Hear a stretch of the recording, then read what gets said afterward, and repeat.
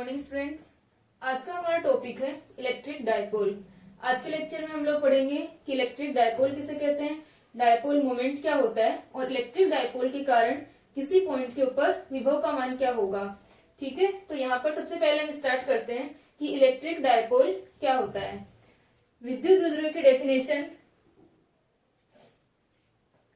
यदि दो समान परिमाण तथा विपरीत प्रकृति के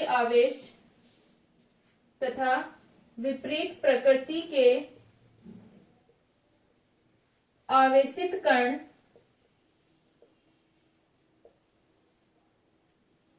अति निकट स्थित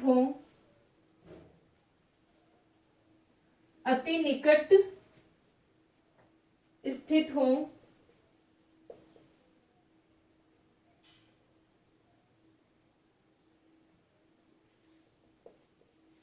तो आवेशों के इस युग्म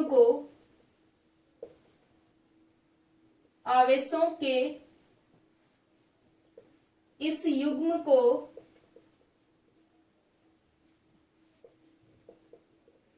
विद्युत द्विध्रुव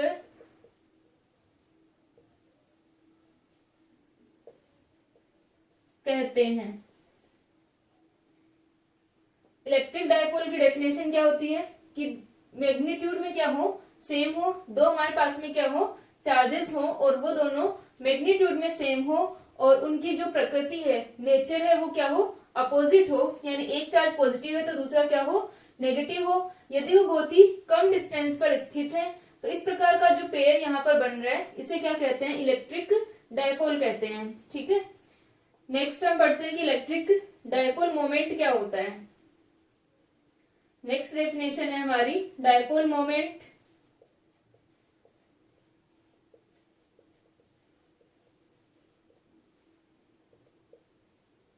द्विध्रुव आघूर्ण।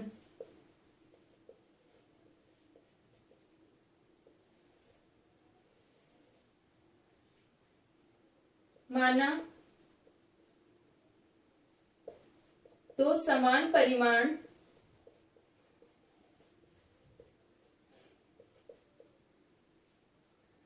Q तथा विपरीत प्रकृति के आवेशित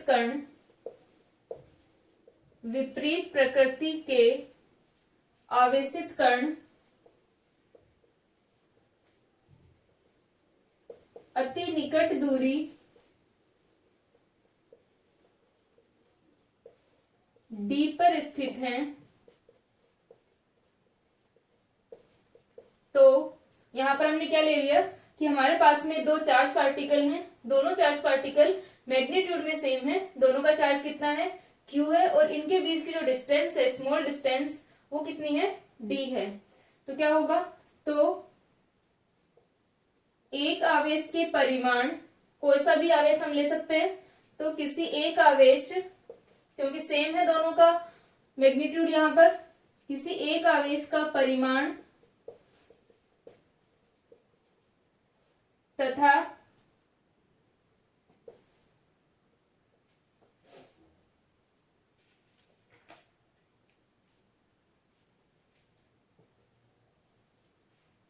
आवेश का परिमाण Q तथा उनके मध्य दूरी D के गुणनफल को, मध्य दूरी जो होगी वो हम सदिश दूरी ले रहे हैं, D वेक्टर यहां पर, के गुणनफल को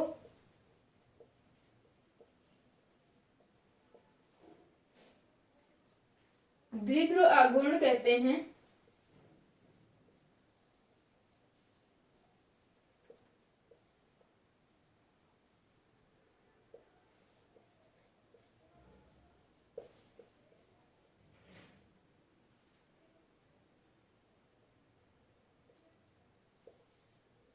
और इसे हम स्मॉल p से यहाँ पर रिप्रेजेंट करते हैं। p इक्वल टू क्या होगा, q इंटू डी, और यहाँ पर दूरी जो है वो हम वेक्टर डिस्टेंस यहाँ पर ले रहे हैं, क्योंकि जो डायपोल मोमेंट होता है वो एक वेक्टर क्वांटिटी होती है। तो डायपोल मोमेंट की डेफिनेशन क्या हो गई कि अगर दो चार्जेस पास में स्थित है, इनके बीच की डिस्टेंस है वो बहुत ही कम है, तो किसी भी एक चार्ज का मैग्नीट्यूड और ये जो वेक्टर डिस्टेंस इनके बीच में है उसका जो प्रोडक्ट होगा उसे हम क्या कहते हैं, डायपोल मोमेंट कहते हैं। ठीक है, तो यहां पर आ जाएगा द्विध्रुव आघूर्ण, द्विध्रुव आघूर्ण एक सदिश राशि होती है, सदिश राशि होती है, वेक्टर क्वांटिटी है तो इसकी डायरेक्शन होगी, द्विध्रुव आघूर्ण की दिशा राशि होती है तथा इसकी दिशा ऋण आवेश से धनावेश की तरफ, धनावेश की ओर होती है, नेगेटिव टू पॉजिटिव चार्ज की डायरेक्शन होती है। एमके सिस्टम में इसका मात्रक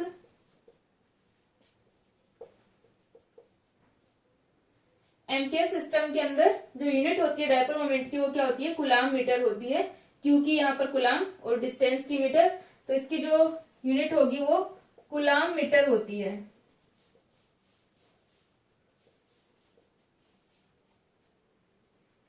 तो यहां से हम देख सकते हैं कि इसकी डायरेक्शन हम पॉजिटिव टू नेगेटिव डिफाइन कर रहे हैं। तो अगर हमारे पास में क्यू और माइनस क्यू चार्ज हैं तो जो डायपोल मोमेंट की डायरेक्शन होगी वो कैसे होगी, पी वेक्टर की डायरेक्शन ये वाली होगी। ठीक है, minus Q two plus Q होगी। ठीक है, इसको लिखो।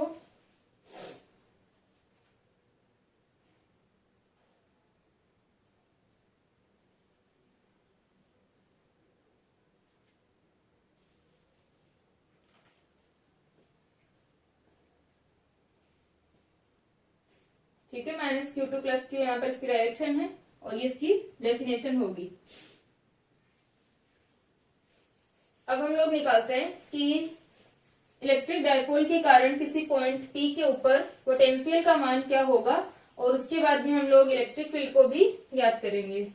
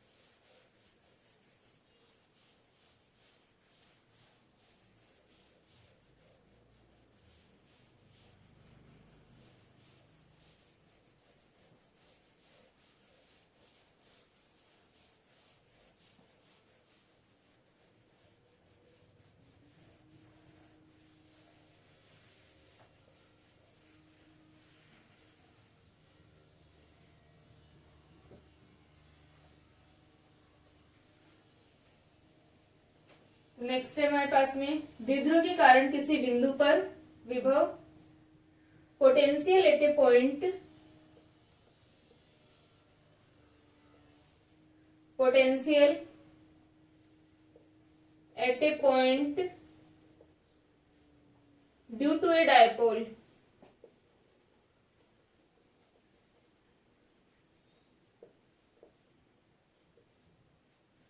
द्विध्रुव के कारण किसी बिंदु पर विभव,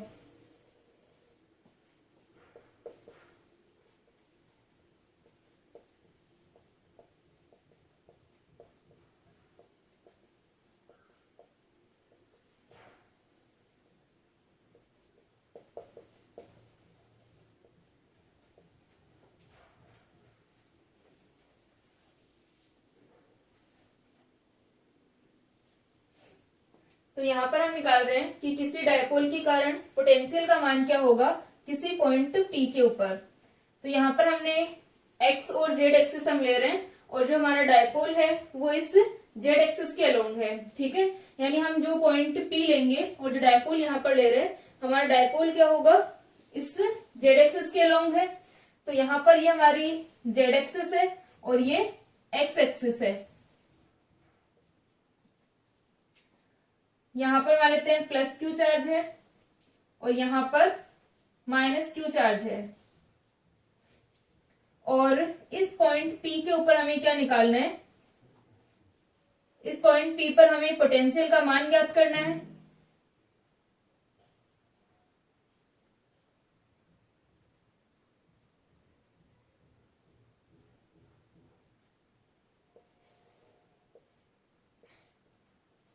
इस पॉइंट पी की क्यू चार्ज से डिस्टेंस R1 है और इससे माइनस क्यू से डिस्टेंस R2 है और ये इनका सेंटर है, ओ सेंटर। ठीक है, तो यहाँ पर ये क्या बना रहे हैं, एक इलेक्ट्रिक डायपोल को बना रहे हैं। ठीक है, ये जो हमारा सिस्टम है, प्लस क्यू और minus Q charge D distance पर स्थित है। इनके बीच की जो दूरी है वो कितनी है, डी है।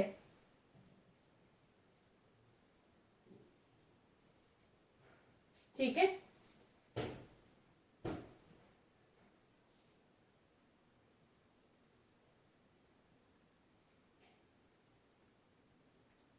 और ये जो P पॉइंट है वो जेड एक्सिस के साथ में थीटा एंगल बना रहा है। ठीक है, P पॉइंट यहाँ पर जेड एक्सिस के साथ में क्या बना रहा है, थीटा एंगल बना रहा है। ठीक है, तो ये हमारे पास में क्या है, एक इलेक्ट्रिक डायपोल है।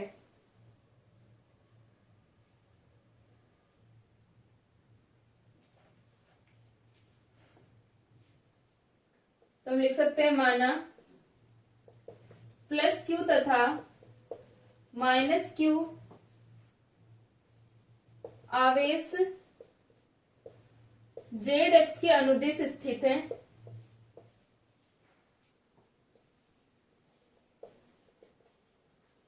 अनुदिश परस्पर डी दूरी पर स्थित है।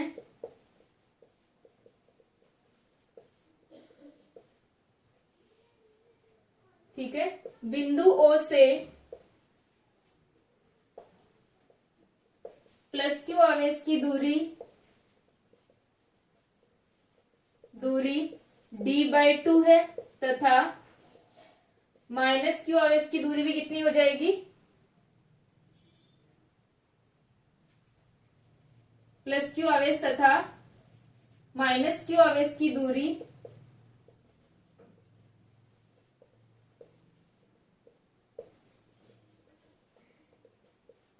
d/2 है।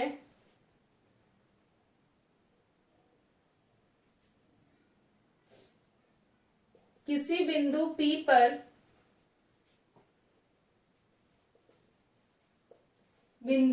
पर जो कि जेड एक्स के साथ में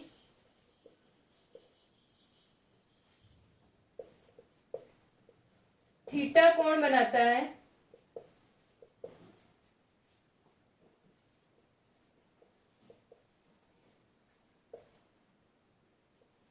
इन आवेशों के कारण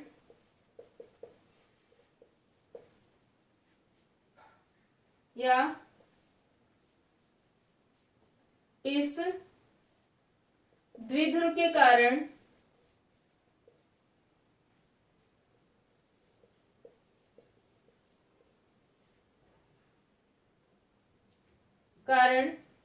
विभव का मान ज्ञात करते हैं।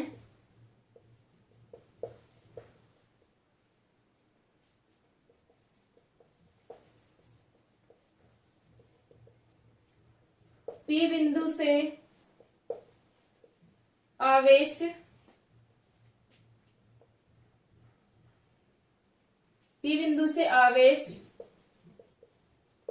Q1 की दूरी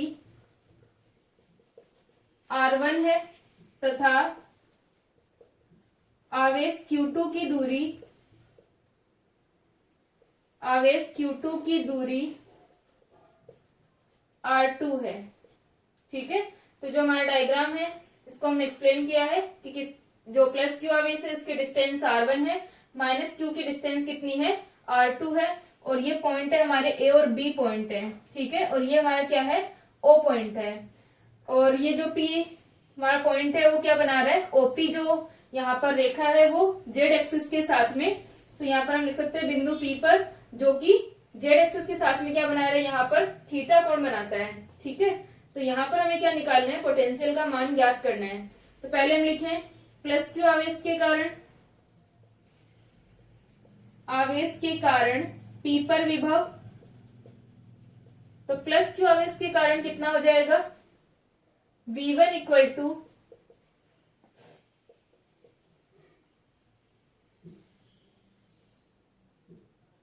KQ अपॉन R1, और माइनस क्यू आवेश के कारण विभव कितना हो जाएगा, माइनस का KQ अपॉन R2।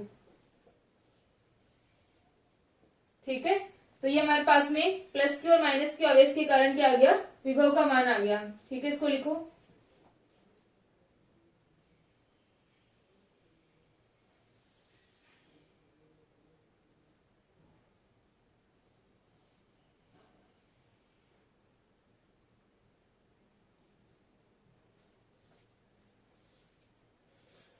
ठीक है, यहां तक हो गया।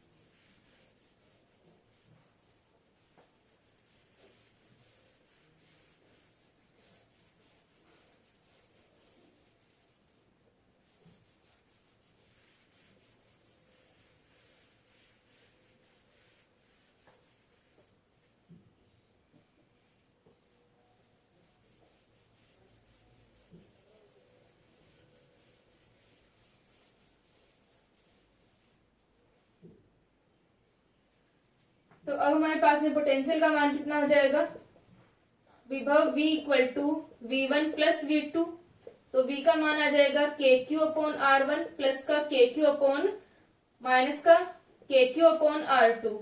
ठीक है, तो यहां से V इक्वल टू आ गया, KQ को हम कॉमन ले लेंगे, 1 अपॉन R1 माइनस का 1 अपॉन R2, तो V का मान आ जाएगा KQ R2 minus R1 divided by R1 R2। ठीक है, ये हमारे पास में मान आ गया पोटेंशियल का। अब हम क्या करते हैं, अब P को केंद्र मानकर P को हम क्या मानते हैं, सेंटर मानते हैं, और एक R त्रिज्या का यहाँ पर हम चाप खींचते हैं। ठीक है, मानकर एक चाप ML खींचते हैं या बनाते हैं।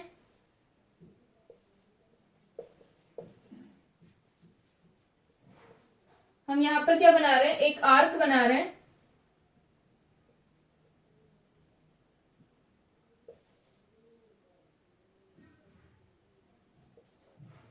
ML आर्क है। ठीक है, अब ये जो डिस्टेंस है इनके बीच में, चार्जेस के बीच में, वो क्या है, बहुत कम है इस R दूरी के मुकाबले।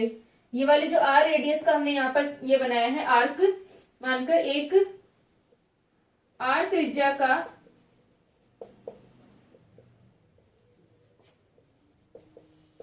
चाप बनाते हैं, आर्क बनाते हैं। तो ये जो रेडियस है इस आर्क की, वो क्या है, इनके बीच की डिस्टेंस से बहुत ज्यादा है। R is much much greater than D। अतः इस तरह से हमारा जो आर्क बन रहा है, अब ये जो डिस्टेंस है ML हमने जो बनाया है, अब ये जो डिस्टेंस है यहाँ पर Q और माइनस Q के बीच की, वो बहुत कम है। इसलिए क्या हो जाएगा, ये वाला जो आर्क है एक सरल रेखा की तरह होगा, एक सीधी रेखा की तरह होगा। अतः ML एक स्ट्रेट लाइन की तरह हो जाएगा, सीधी रेखा होगी, तथा ML परपेंडिकुलर है किसके,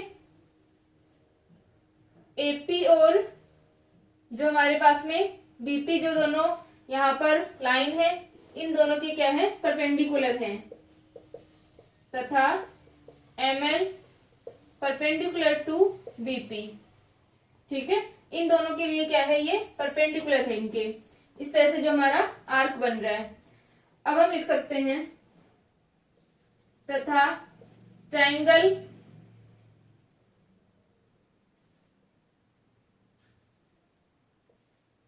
ये वाला जो ट्रायंगल है हमारा एओपी, एओपी इक्वल टू क्या है, एओपी अपने पास में थीटा है और ये वाला जो एंगल होगा ये भी थीटा होगा और ये वाला एंगल भी थीटा होगा। तो हम लिख सकते हैं angle O A M equal to angle O B L. ये दोनों एंगल भी क्या होंगे, यहां पर थीटा होंगे। इस तरह से जो ये वाला एंगल थीटा बन रहा है यहां पर, अब जो हमने ये वाला आर्क बनाया है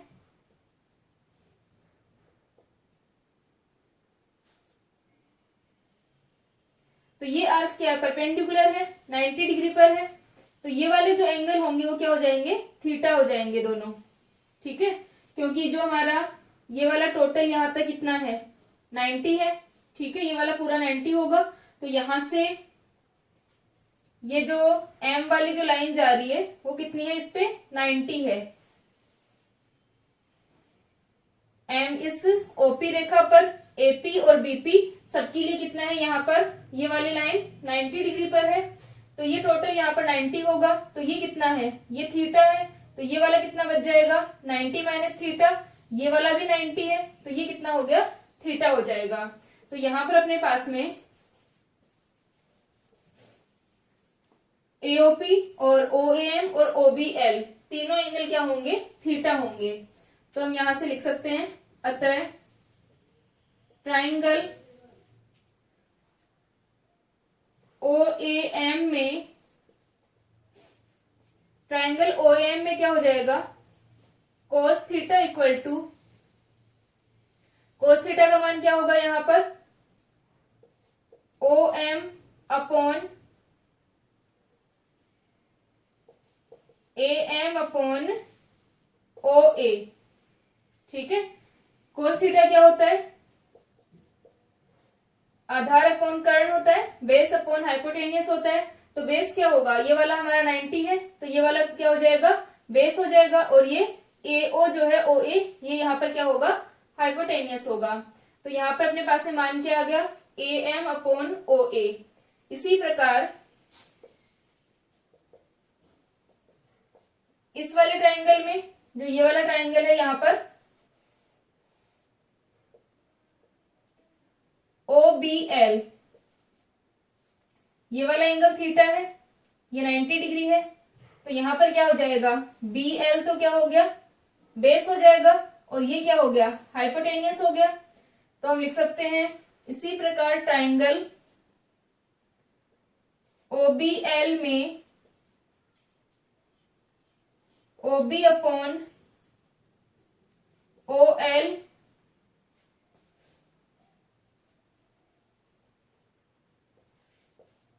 B L upon O B equal to cos theta. ठीक है, B L upon O B equal to क्या हो जाएगा, कोस थीटा हो जाएगा। तो यहां से अपने पास में मान क्या आ गया, ए एम का मान कितना आया, ओ ए कोस थीटा, और ओ ए कोस थीटा, ओ ए का मान कितना है, d/2 कोस थीटा। इसी प्रकार बी एल का मान कितना आ जाएगा, ओ बी कोस थीटा। तो बी एल का मान हम रख सकते हैं B L equal to O B cos theta. तो ये हो जाएगा d/2 कोस थीटा। ठीक है, तो दोनों का मान हमारे पास में आ गया, ए एम और इसका बी एल का। तो अब हमें क्या निकालना है, R1 और R2 को हमें ज्ञात करना है। तो R1 और R2 क्या होंगे,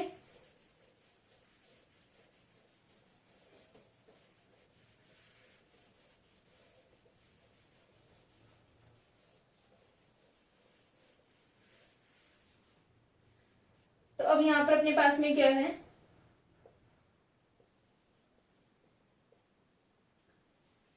जो हमारी ये वाली लाइन है MP, MP equal to A M plus AP, ठीक है, और तथा एमपी इक्वल टू अपने पास में ए एम प्लस एपी है, और ये वाली जो लाइन होगी बीपी, ये कितनी हो जाएगी, बीपी इक्वल टू, तो यहां से अपने पास में पहले हम इसको सोल्व कर लेते हैं, MP equal to A M plus AP है, तो एपी का मान कितना हो जाएगा, AP equal to MP minus का ए एम, ठीक है, तथा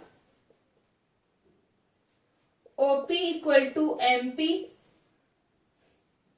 equal to LP equal to कितने हैं, आर हैं। ये इस तरह से है तीनों, एम ओ और एल, ठीक है, तो ये तीनों यहां से क्या होंगे, बराबर दूरी पर है इससे। ये वाली डिस्टेंस कितनी है अपनी, आर है, ये वाली पूरी डिस्टेंस, ये वाली आर है, ये वाली भी कितनी हो जाएगी, आर होगी, और ये वाली भी आर हो जाएगी, ठीक है। तो ये अगर आर डिस्टेंस है तीनों, तो ये क्या आ जाएगा, एपी इक्वल टू अपने पास में आ गया आर माइनस ए एम का मान हमने भी निकाला d/2 कोस थीटा, ठीक है। इसी प्रकार क्या होगा, ये वाली जो डिस्टेंस है, ये तो यहां तक की तो कितनी है, आर है, और ये जो पूरी है वो कितनी है, R2 है।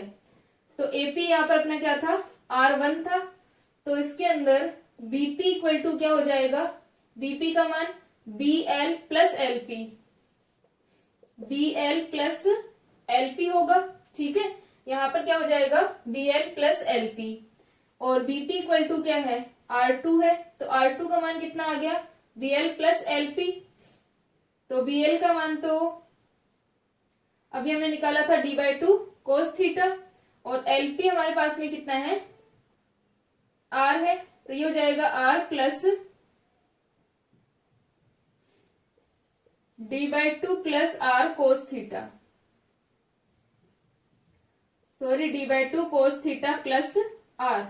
ये हमारे पास में मान आ गया बीपी का, मतलब R2 का और R1 का, ठीक है। तो अब ये जो दोनों मान है, इनको हम पोटेंशियल के मान में रख देंगे, तो हमारे पास में V का मान आ जाएगा, ठीक है। इसे लिखो,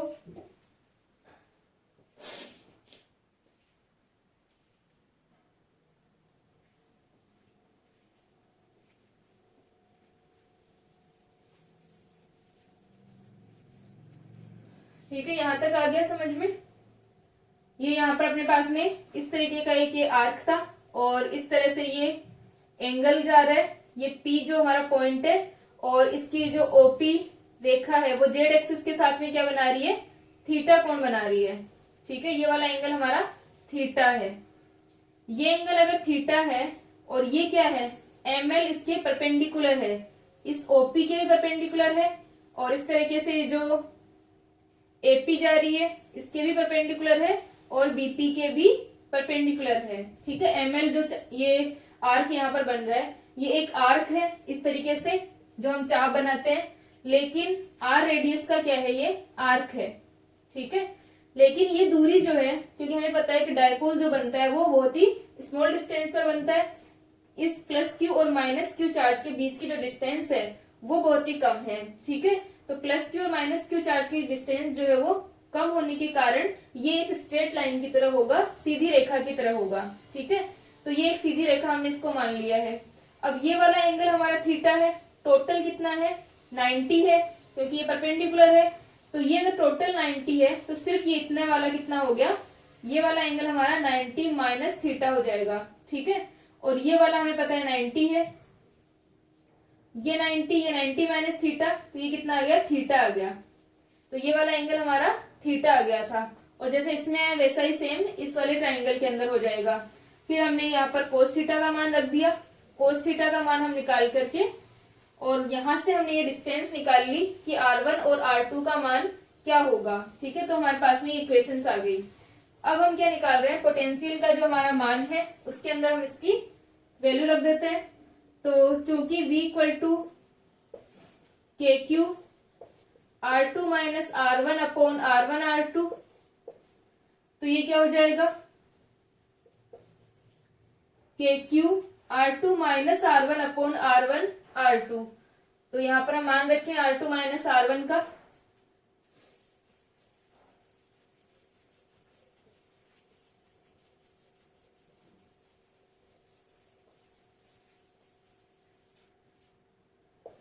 तो V equal to KQ R2 minus R1 D/2 cos theta plus R, तो ये हो जाएगा R plus D/2 cos theta minus का R plus D/2 cos theta, क्योंकि यहां पर माइनस है तो ये प्लस हो गया, और अपोन में क्या होगा R1 R2, तो ये R plus D/2 cos theta है, ये R minus D/2 cos theta है, यानी A प्लस बी और A माइनस बी की फॉर्म है। तो A प्लस बी और A माइनस बी को हम क्या लिख सकते हैं, A square minus B square, तो ये हो जाएगा R plus D/2 cos theta का स्क्वायर,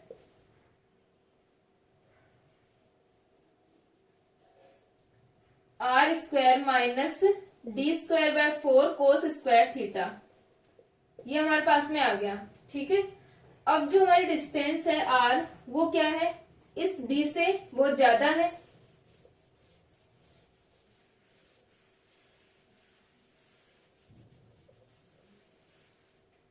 क्योंकि R is much much greater than D, अतः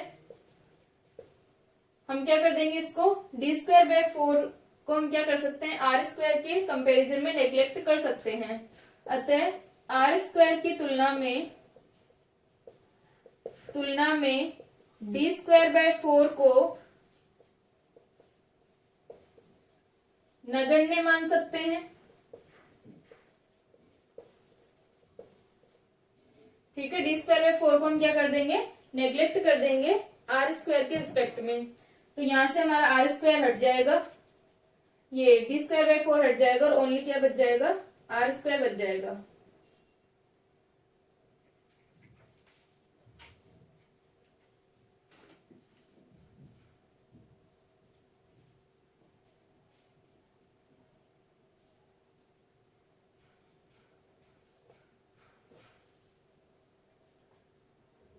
तो यहां से अपना आ जाएगा V equal to KQ upon R, और ये R कैंसिल हो गया, तो D/2 कोस थीटा।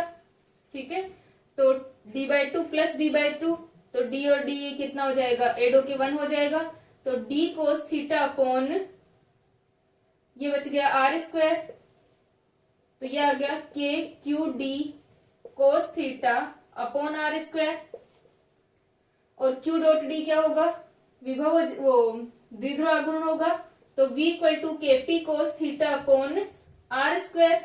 ठीक है, यहां से अपने पास में KQD कोस थीटा है, तो Q और D को हम क्या लिख सकते हैं, Q डॉट D को हम KP cos theta upon R square लिख सकते हैं। ठीक है, तो ये हमारे पास में पोटेंशियल का मान आ गया। ठीक है, इसको लिखो,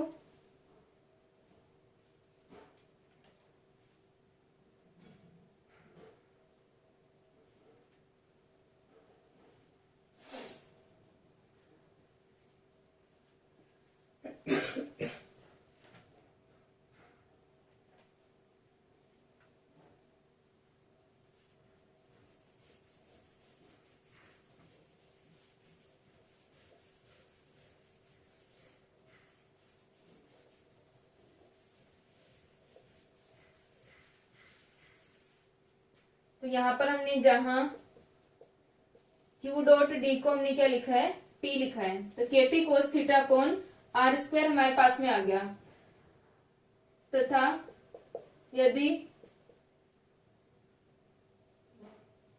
P तथा R वेक्टर के बीच में एंगल कितना हो, थीटा हो, यहाँ पर ये जो हमारा डायपोल बन रहा है प्लस Q और माइनस Q, ये वाला डायपोल क्या है, जेड एक्सिस के अलोंग होगा, और जेड एक्सिस के साथ में ये P जो हमारी OP लाइन है वो क्या बना रही है, थीटा एंगल बना रही है। ठीक है, जो हमारा डायपोल होगा वो जेड एक्सिस के अलोंग होगा, नेगेटिव टू पॉजिटिव इसकी डायरेक्शन होती है, इस तरीके से होगा, और इस P के साथ में ये जो OP लाइन है वो कितना एंगल बना रही है, थीटा एंगल बना रही है। तो हम लिख सकते हैं P वेक्टर तथा आर वेक्टर के मध्य कोण कितना है, एंगल थीटा है, तो P vector dot R vector equal to क्या हो जाएगा, पी आर कोस थीटा। ठीक है, इसको हम क्या लिख सकते हैं, पी आर कोस थीटा लिख सकते हैं। तो यहां पर हम देख सकते हैं कि इसको हम पी और आर कोस थीटा अगर करेंगे तो ये आर क्यूब हो जाएगा। ठीक है, तो यहां से आ जाएगा अतः v equal to K P R cos theta upon R cube, हम इसको लिख सकते हैं। तो ये बन जाएगा K P vector dot R vector upon R cube. तो यहां से ये भी हमारा क्या हो गया, पोटेंशियल का फॉर्मूला होगा।